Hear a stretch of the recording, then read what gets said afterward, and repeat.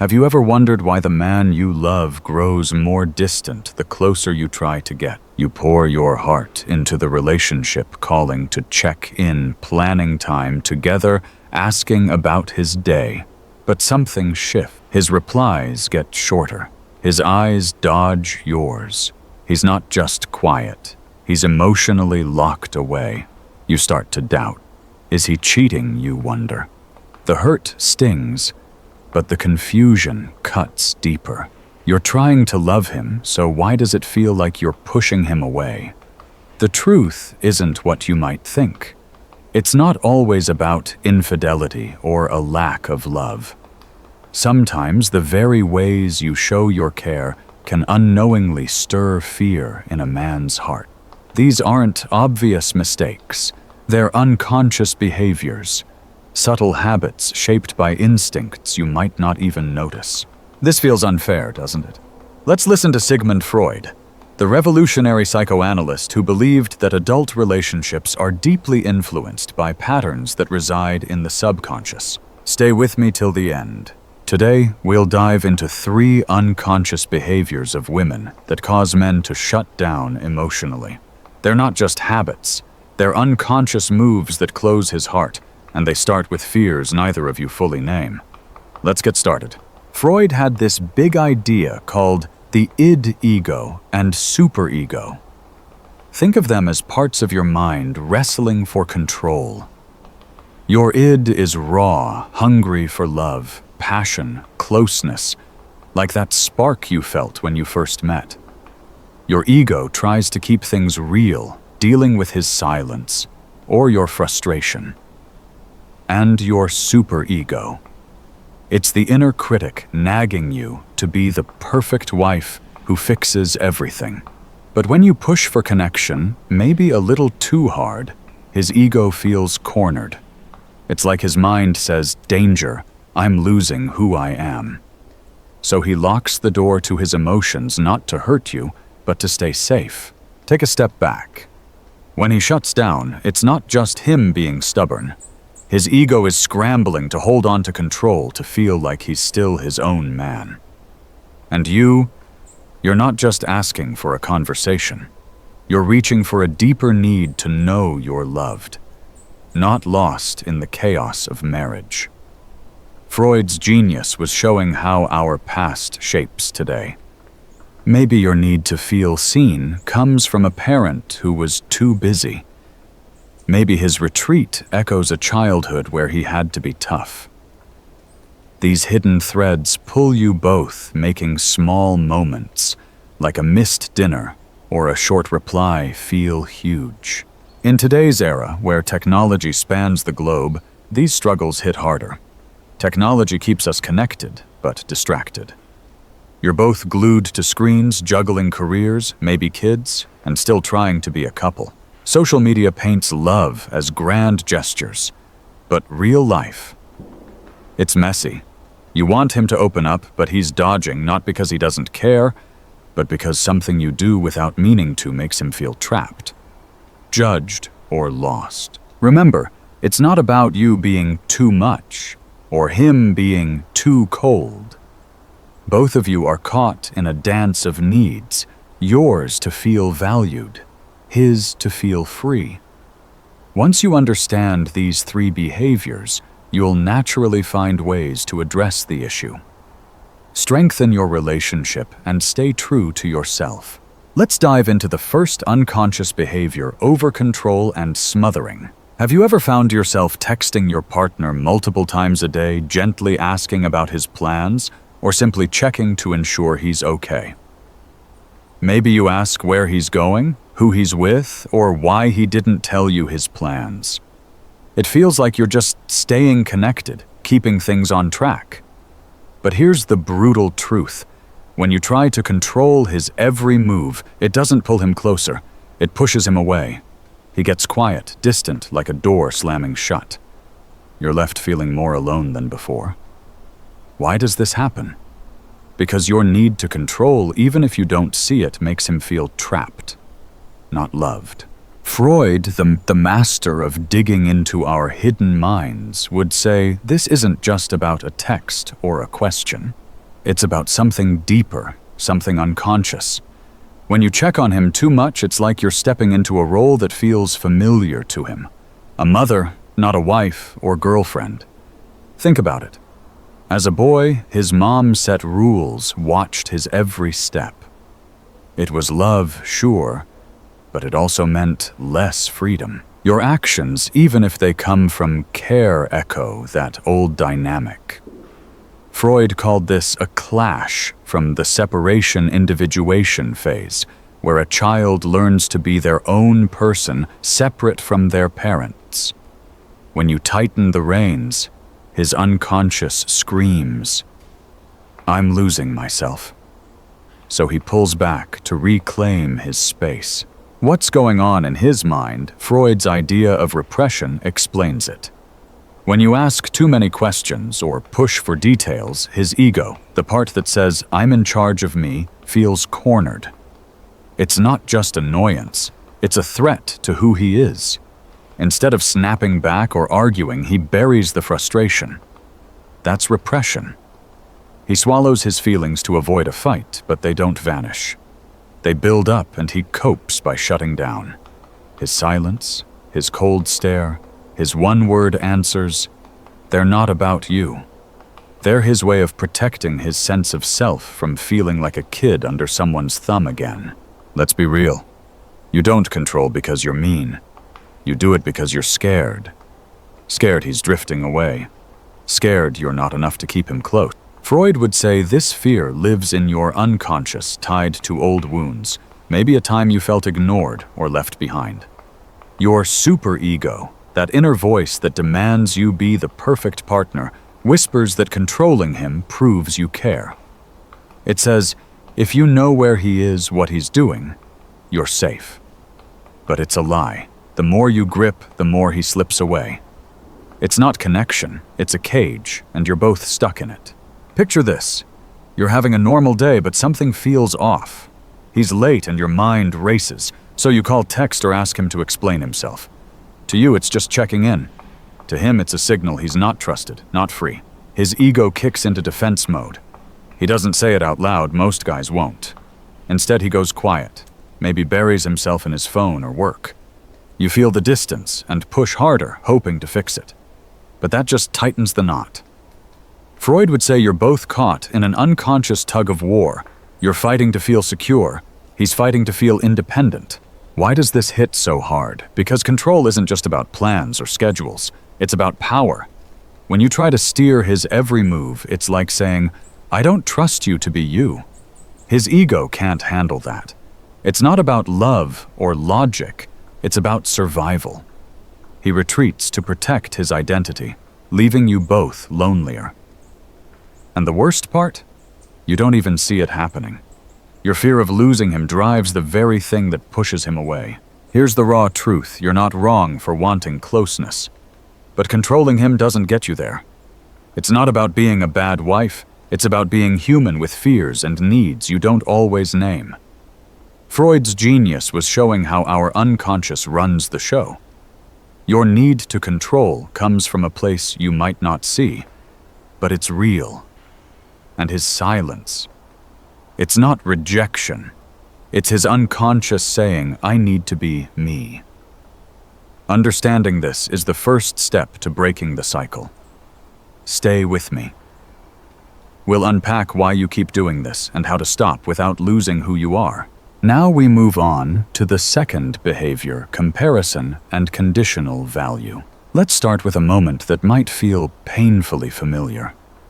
You're at dinner. The conversation is flowing. You're sharing laughs, talking about work-life plans for the weekend. Then, casually, you mention how your friend's husband just surprised her with a spontaneous trip. You say it with a smile, maybe even teasingly. He's so romantic. You could learn a thing or two from him. And just like that, the energy changes. His eyes drop. He goes quiet. You feel the air shift, but you don't understand why. It was just a joke, you think. Why did he shut down? Why does he get so sensitive? But that wasn't just a joke to him. It was a message, conscious or not, that said, you're not enough. Someone else is better. And for many men, there's no wound deeper than that. Why comparison hurts so much. Here's the truth. Most people never say out loud. Men measure their worth in the relationships they feel safe in. Not perfect, not invulnerable, but safe. And nothing threatens that emotional safety more than being compared especially to another man. Even when it's unintentional, when it's playful or meant to motivate, comparison has a way of shrinking him inside. It makes his efforts invisible, his progress irrelevant. And if this comparison happens repeatedly, it doesn't just sting, it accumulates. Over time, it builds into something much darker: resentment, shutdown, silence. This is where Freud's insight becomes essential. Freud believed that every man carries inside him a buried emotional memory, a time in childhood when he longed for his mother's affection, but felt in competition with the powerful figure of the father. This unconscious tension, known as the Oedipus complex, wasn't about literal rivalry, but about identity. As a boy, he desperately wanted to be seen as enough, to be admired, accepted, chosen. But standing in the way was an authority figure, a stronger, bigger, more competent man. That emotional conflict didn't just disappear as he grew up. Freud argued it got buried, repressed, pushed down into the unconscious. But it never really went away. Instead, it became a trigger, especially in intimate relationships.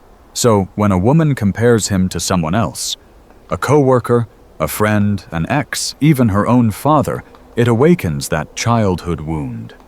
He hears the words, "Why can't you be more like?"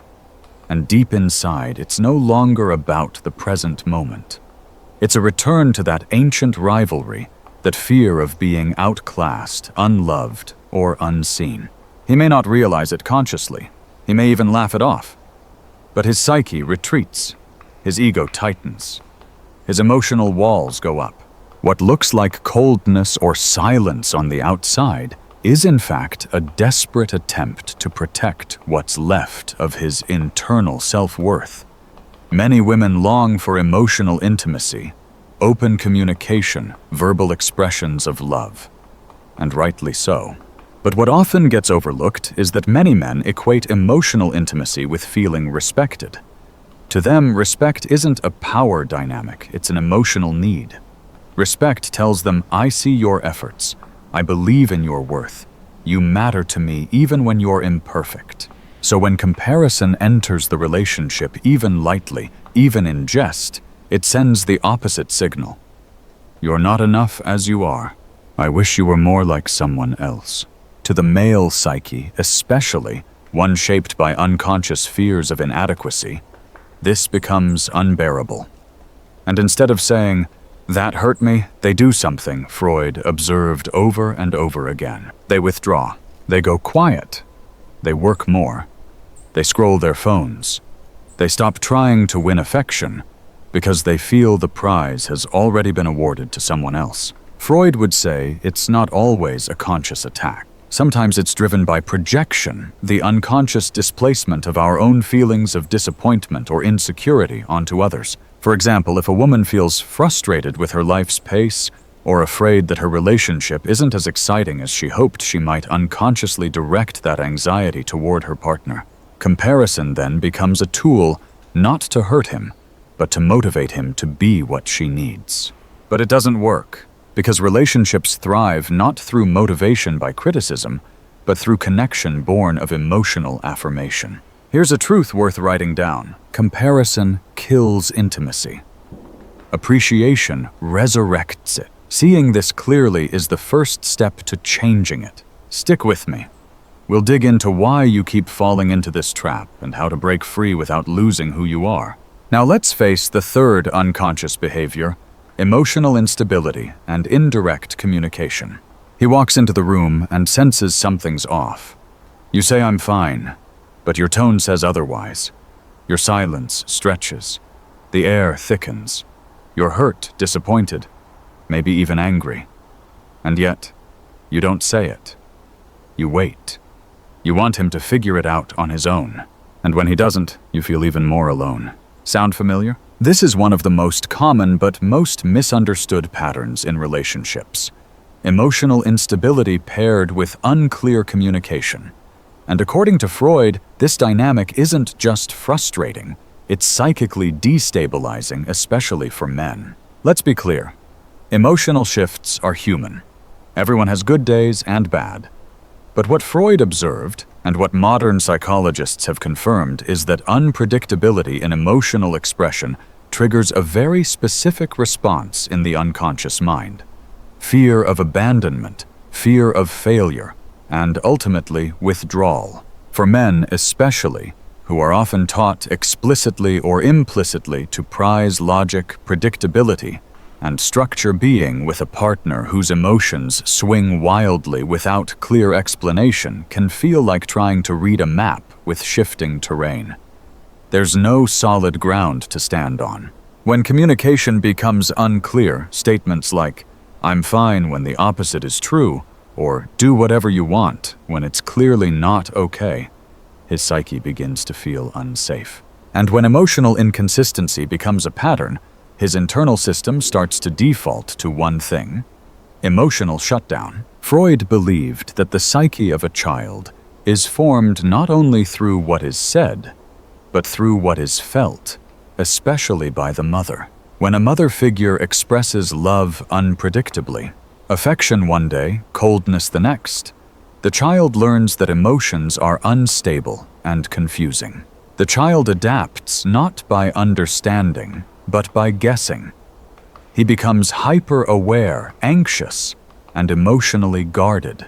Now, in a romantic relationship, when that same emotional unpredictability appears, it reactivates those old wounds, what Freud would call neurotic conflict.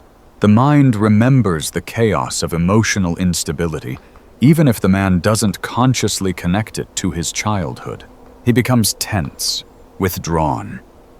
He may even act emotionally numb, not because he doesn't care, but because his unconscious brain is trying to protect him from what it perceives as emotional chaos. Freud would argue that this is a form of displacement, redirecting the discomfort into something else. Work hobbies, distraction, silence. Instead of confronting the unpredictable emotional storm, he escapes it. One of the deepest desires many women express is this: I want him to just know how I feel without me having to say it. And that longing is real. It comes from a place of vulnerability, a hope that your partner sees you so clearly he can intuit your needs. But here's the brutal truth. Men are not raised to intuit. They are raised to respond to clarity. In a world that discourages emotional expression in boys, many men reach adulthood with limited tools for reading complex emotional cues, especially when those cues contradict the words being said. When a woman's emotions shift unpredictably without clear communication, it creates an internal paradox for him. He senses something is wrong, but he's told everything is fine. He's expected to act, but he's not told what's needed. This creates emotional paralysis, and the only way out for many men is to emotionally disengage. Freud believed that what remains unspoken becomes the seed of inner conflict. When emotions are not clearly named or communicated, they don't disappear. They grow underground, shaping behaviors, attitudes, and most dangerously emotional reactions that seem irrational but are deeply rooted. In the context of a relationship, this means that unclear emotional communication doesn't lead to understanding. It leads to misinterpretation, distance, and resentment. Your silence may be read as punishment. Your mood shift may be seen as instability. Your longing for connection may be experienced by him as emotional threat. Not because he doesn't care, but because your pain is unspoken, and the unconscious always fills in the blanks with fear. In today's fast-paced, high-stress world, many couples live under constant pressure. Work deadlines, digital distractions, parenting demands, and social comparison. In such an environment, the margin for emotional miscommunication shrinks. What may have once been minor misunderstandings now become emotional landmines. Men, already emotionally under-equipped by culture, feel even more overwhelmed. And when the emotional climate of the relationship becomes unpredictable, they instinctively reach for the one thing they were taught to rely on: emotional silence. So why do you keep doing it? Why do you text him again to check where he is? Why do you sigh about other husbands who seem better? Why do your moods swing, leaving him guessing what's wrong? You know these things push him away. You feel the distance growing, yet you can't stop. Here's the brutal truth. You're not stuck because you're weak or broken. You're stuck because your unconscious is running the show, and it's been shaped by forces you don't always see. Freud, the guy who peeled back our hidden minds, would say this isn't just habit. It's a pattern rooted in fear, and it's holding you both hostage. Let's start with Freud's big idea, the superego. Think of it as your inner judge built from childhood family and the world around you. It's the voice that says, be the perfect wife. Keep him close. Make this work. When you control his every move, your superego tells you it's love. It says if you know where he is, you're safe. When you compare him to other men, it whispers, you deserve better, so push him to be more. When your moods flip and you expect him to just get it, that same voice claims, this is how you're honest. But here's the catch. Your superego isn't helping. It's trapping you in a cycle that hurts you both. Why is this voice so loud? Freud would point to your unconscious fears. Deep down, you're scared of losing him, scared of not being enough. These aren't new fears. They might come from way back. Maybe a parent who didn't see you, a time you felt left behind. Your mind buries these wounds through repression. Another Freud trick. You push down the fear of being unlovable, but it doesn't stay quiet. It leaks out as control comparison or mood swings. You don't see it, but it's there driving you to act in ways that widen the gap you're desperate to close. Let's break it down. When you text him to check in, it's not just about his plans. It's your fear whispering, what if he's pulling away? Your superego jumps in saying, control this or you'll lose him. So you text again, hoping it'll ease the ache. But it doesn't. It pushes him further. When you mention how other men seem to have it together, it's not just frustration. It's your fear saying, what if I'm not worth his effort? Your superego pushes you to compare, promising it'll make him better. But it only makes him retreat. And when your moods swing, 1 minute warm, the next cold, it's not just stress. It's your fear crying. What if he doesn't really care? Your superego lets you lean into those swings, calling it honesty. But it leaves him lost, and you lonelier. This pattern isn't random. Freud would say it's your unconscious replaying old scripts. Maybe you grew up pleasing others to feel loved. Maybe you learned to hide your needs to keep the peace. Now your superego demands you earn love by being perfect, by controlling, comparing, or wearing your heart on your sleeve. But perfection is a trap. It's not real. The more you chase it, the more you push him away, and the cycle spins on. You stay, because breaking it means facing those buried fears, fears of not being enough, of being left alone. That's scary. It's easier to text again, sigh again, snap again, than to look inside. Here's the raw deal, you're not alone in this. Every woman feels these fears at some point. They're human, not flaws. But staying in this pattern keeps you stuck. You control because you think it'll keep him close, but it builds walls. You compare because you want him to shine, but it dims his light. You let your moods run wild because you hope he'll see you, but it makes him hide. Freud's genius was showing how our unconscious ties us to these loops.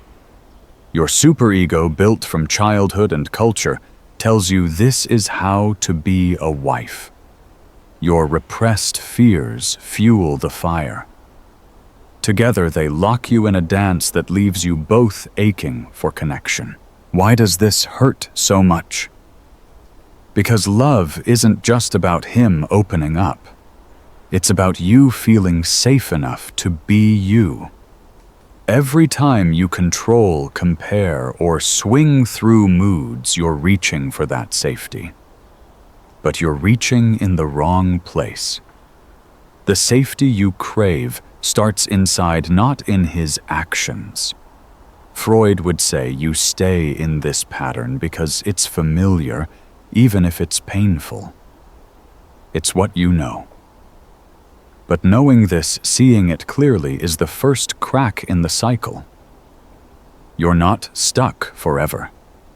You can change this not by changing him, but by facing your own fears. Hang on, we'll talk about how to heal step by step without losing who you are. You know the patterns now? Controlling his every step, comparing him to others, letting your mood swing, they build walls, not bridges. You see how your fears fuel these moves, pushing him to shut down. But here's the brutal truth.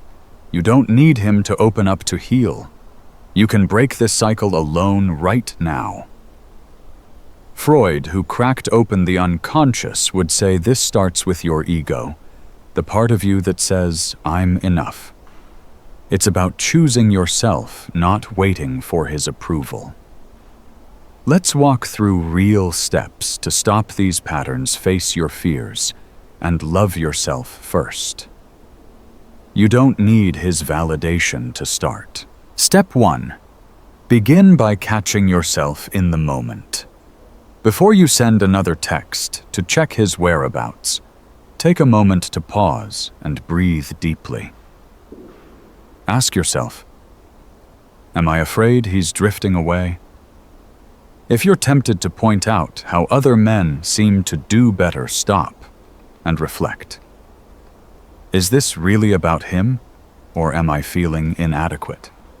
When your emotions start to spiral and you're on the verge of snapping, hold back and name what's stirring inside. I'm upset because I feel unnoticed. Instead of giving in to these impulses, give yourself permission to step away. Treat yourself to coffee with a friend, or lose yourself in a movie that brings you joy. These aren't selfish acts. They're powerful ways to reclaim your space, reminding your ego that you are more than your fears. Step 2. Stop comparing. Happiness isn't chasing what you don't have. It's treasuring what you do. When you catch yourself eyeing other couples, thinking their husbands are better, pause. Look at your life. Maybe he's not big on grand gestures, but he's there when you're down. Maybe he's quiet, but he listens when it counts. Freud would say comparisons come from a superego that demands perfection. Shut it down. Write 3 things you love about him, about your life together. It's not about ignoring flaws. It's about seeing clearly. Your ego grows when you value what's real, not some fantasy. You don't need him to be someone else to feel whole. Step 3. Set boundaries and talk straight. Want to stop controlling? Say I'll text once, then let it go. Tempted to let moods take over. Try this. I'm feeling off. Can we talk for 10 minutes? Be clear, be calm. If something's eating at you, don't hint. Say it. I feel ignored when you're quiet. Can we figure this out? Then listen. Look at it from both sides. Maybe he's stressed, not cold. Maybe your control makes him feel trapped. Freud would say this strengthens your ego by owning your needs without leaning on his reaction. Straight talk isn't easy, but it's honest. It's you saying, I'm worth being heard. These steps aren't just tricks. They're about facing your unconscious. Freud knew our fears, like not being enough, drive patterns like control or comparison. When you pause, choose yourself, or speak up, you're telling those fears, you don't run me, Your ego gets stronger not by changing him, but by trusting your own worth. And here's a practical tip for today's world: turn off your phone notifications for an hour. No pings, no distractions. Use that quiet to think, write, or just be. It's a small way to focus on you, not the noise of the world or his silence. Let's be real. You'll mess up. You'll text too much, compare, or snap. That's okay. Freud knew the unconscious is tough, built from years of lessons, parents, past loves, moments you felt less than. But every time you pause, reflect, or choose differently, you're rewriting that script. You're teaching your ego to lean on you, not him. You'll still want his love, who doesn't? But you won't need it to feel complete. That's the shift. He might notice his ego might feel safer, less attacked. But that's not why you do this. You do it for you to break free from fear. Why does this matter? Because love starts with you. Freud would say your superego, that inner critic, traps you in a perfect wife myth. It says you need his warmth to prove you're lovable. But you don't. You prove it by choosing your peace, pausing before you control, treasuring what you have, talking straight. Every step says, I'm enough. That's healing. It's not about him opening his heart. It's about you opening yours to yourself. That's the love that changes everything, the kind that doesn't beg for his response. You're not alone. Every woman wrestles with these fears, fear of losing love, of not measuring up. But you can change the story. Freud showed us the unconscious is a map, not a cage. Use it.